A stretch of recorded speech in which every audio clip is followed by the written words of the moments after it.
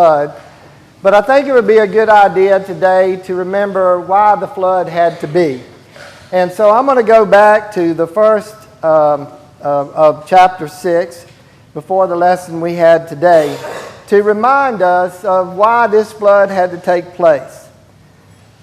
Now the Lord observed the extent of the people's wickedness, and he saw that all their thoughts were consistently and totally evil. So the Lord was sorry he had ever made them. It broke his heart. And the Lord said, I will completely wipe out this human race that I have created.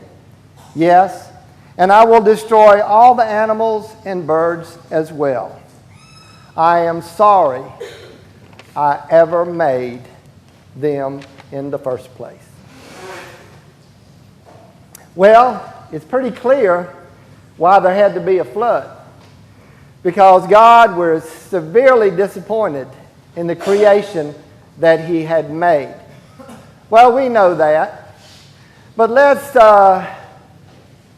come to the here and now.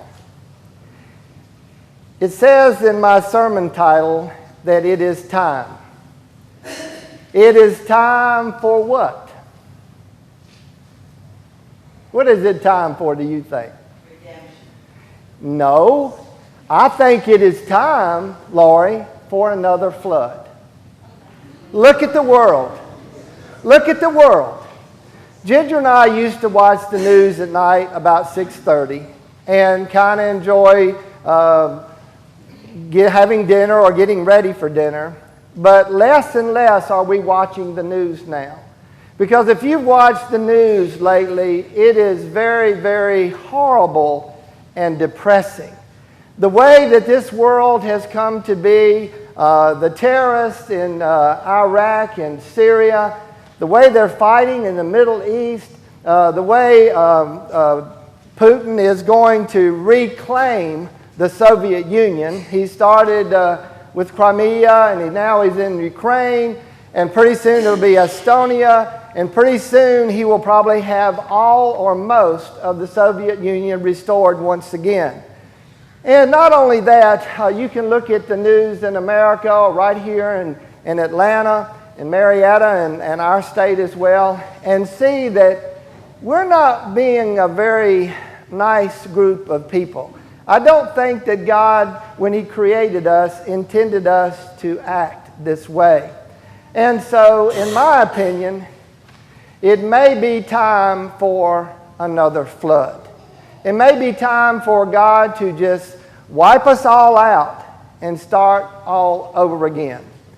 If we think back to the time of Noah, and we think about right now, are we any different than those people?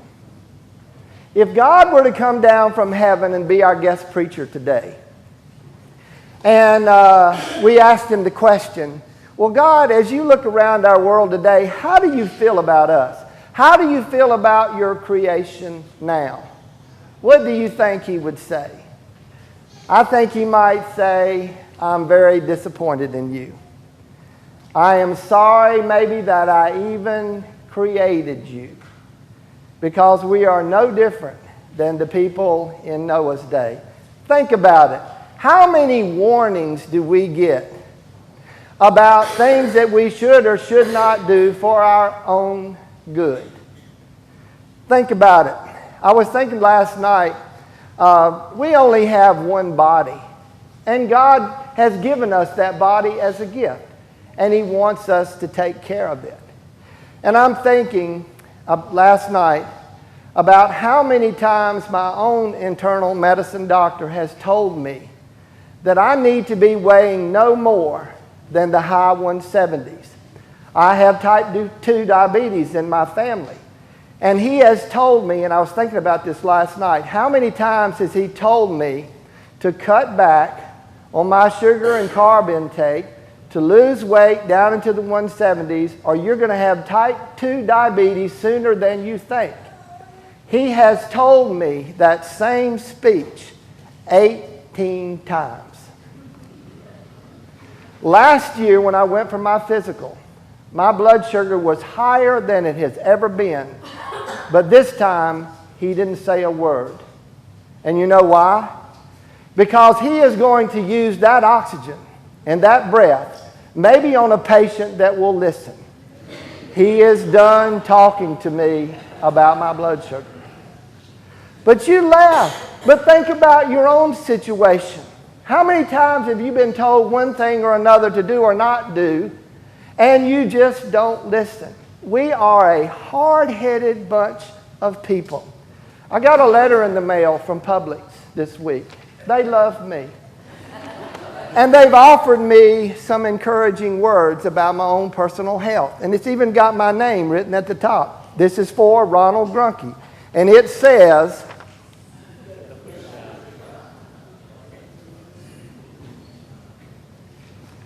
raise your hand if you have no intentions whatsoever of getting a flu shot this year. Hard heads.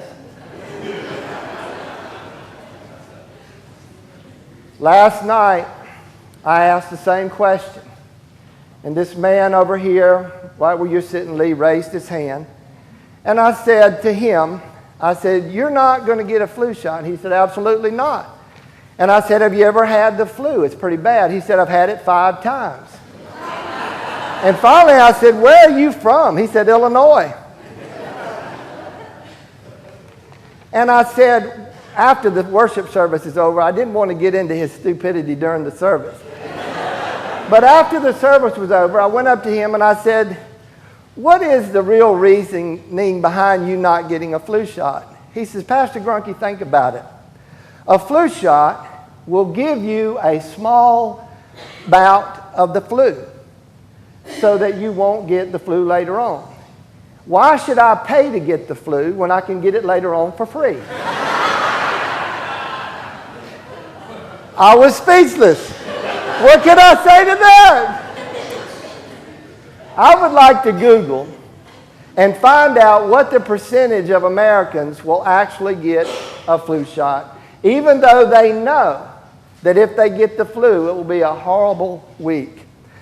The week before Thanksgiving, a few years ago, I was busy with our contractor remodeling our basement. We were busy, picking out carpet, picking out tile, picking out the wood that we were going to put on the siding, and so forth. And I didn't get a flu shot. Now, this is the week before Thanksgiving. I got the flu. It was horrible. My parents were coming down from North Carolina to spend the week with us for Thanksgiving. This is my sweet mom and dad. And so I proceeded to share the flu. I gave it to Ginger. Now, you know all the preparations that go into fixing things for Thanksgiving. So she was sick the whole week. And my sweet parents, when they came down, I gave it first to my dad. And he was elderly at the time, and it hit him pretty hard. And then I got a phone call from a hotel in South Carolina after they had left. My mom was so sick when she left here that she couldn't complete the journey home. So they had to get a hotel room in South Carolina to ride out the flu. My dad's eyes weren't good enough for him to drive at the time. Do I think that's funny? Absolutely not. I was being hard-headed that year, too busy that year. So that was the only year I skipped the flu shot and I got the flu. So you people that raised your hand, how's that working for you? You tell me how your Thanksgiving goes. And not only that, we have been warned over and over again that if we don't do something about our carbon emissions output, God won't have to send another flood to destroy the world. We're going to burn a hole so big in our atmosphere that we're going to burn ourselves up. But most of us really don't believe there's any such thing to this global warming. It's some kind of conspiracy of some kind. So one warning after another, we totally ignore. So, I have told you at the beginning of each worship service how pleased God is with each and every one of you for taking an hour out of your busy schedule to be here at worship. Okay, let's take worship off the table. If he were to talk to you about the rest of your week, and you had a face-to-face conversation with God, and you said to Him, Lee, how am I doing during the work week, where I work, where I play? What do you think God might say? We're Lutherans. We know what He would say. He would say, you need to get yourself to church on Sunday and apologize to me. And that's what we do. We know that we are as hard-headed today as the people were in Noah's time. So the point of the flood story, and I want to tell you this about my colleague in ministry. It is an honor to work with her. She is an expert in the Old Testament. She knows Hebrew.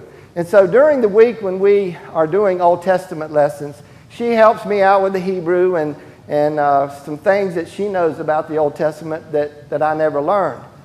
And she told me this week that there were over 600 flood stories. And I said, well, I don't believe that. I didn't say that to her. So I thought maybe she read 60 or something, because she does wear glasses. And so I Googled it, and she's right. There are over 600 flood stories for every culture, every religion, and every country just about in the world. And so each of these flood stories has been used by this culture or this religion to make a point about people and to make a point about God.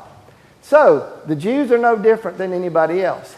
They took this flood story and they adapted it to their audience to teach us something. To teach us something about ourselves and to teach us something about God. Well, what we've learned about ourselves, we already know. That we're as hard-headed now as the people were in Noah's time, and that it is indeed, if you look at our world and the situation we are in right now, it's time for another flood. But what have we learned about God? First of all, He can get angry. We know by the flood He can get angry. When someone comes up to me and says to me, I'm sorry you were ever born, that's anger. And that's basically what He said. I'm sorry I ever created this sorry bunch of people. And He wiped them all off the face of the earth. But He also has regrets. After the flood was over, He regretted killing the humanity that He made. And He also is a compassionate God and a forgiving God. He understands that no matter how hard we try, we're still going to be reluctant to listen to that advice that would make our lives better. And so He has made a covenant with us in the rainbow. And He told those people that when you see this rainbow, I want you to rest and relax and know that never again will I destroy the whole world by a flood, and that my covenant with you is not one of expectations, but one of forgiveness and compassion. So this is what we learn about God with relation to you and to me. Whenever we see a rainbow in the heavens, I want us all to remember from this flood story that no matter how hard-headed we might be, God still loves us very, very much. And that's why we are here today, is to say thank you. Let us stand.